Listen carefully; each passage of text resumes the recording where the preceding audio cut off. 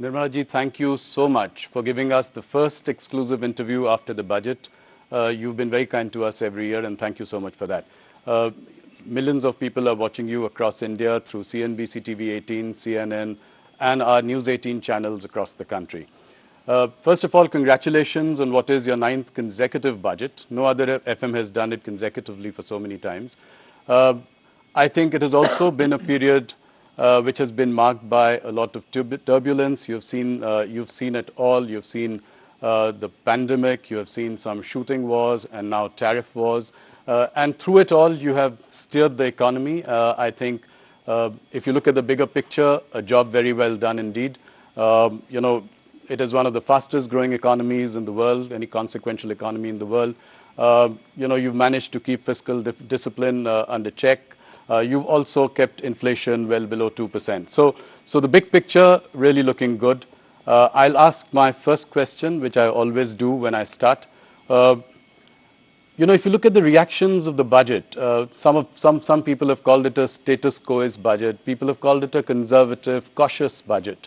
How do you react to this, people saying no bold reforms this time? Of course, much is there in the fine print, and it is all coming out. The markets have, come back today from a low tomorrow. So what was weighing on your mind when you were preparing this budget?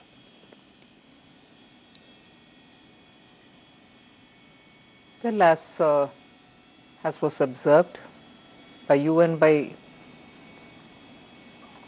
domain experts, not just in India, even outside, Indian economy's fundamentals are absolutely strong.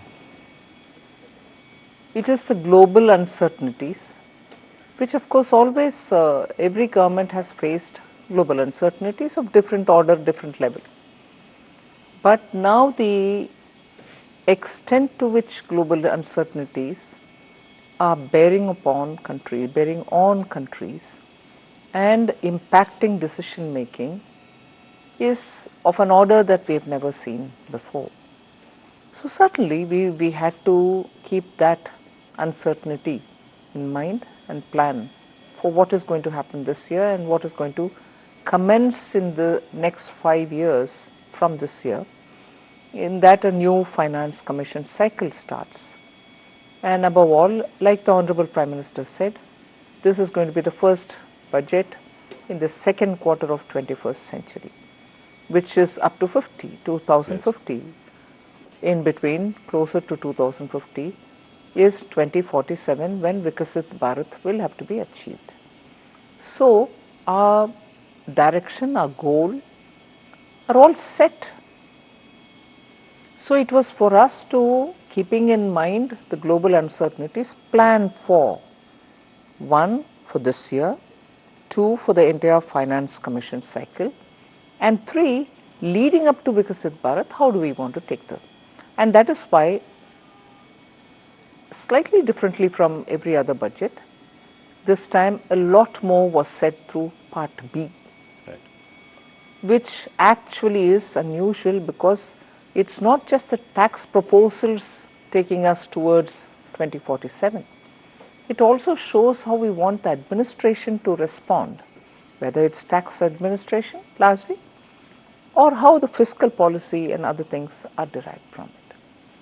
And that is why I think this budget, everyone is welcome to have their view, and I respect that.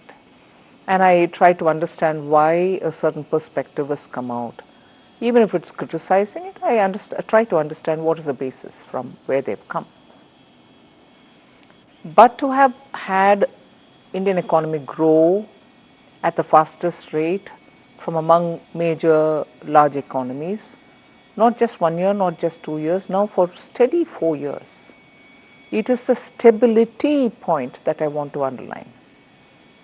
Prime Minister's political stability because he's in the third term. Yes.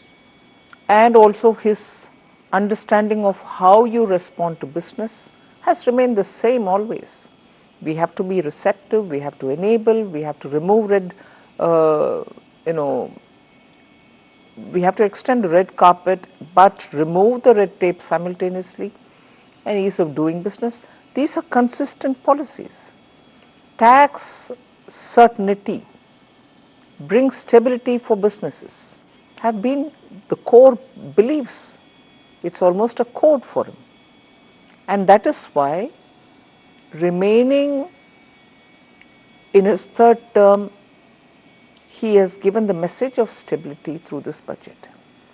Just one last line on this particular observation is stability and also making sure businesses are able to do business in India at a time when global uncertainty is making decisions difficult for even businesses from outside to come into India.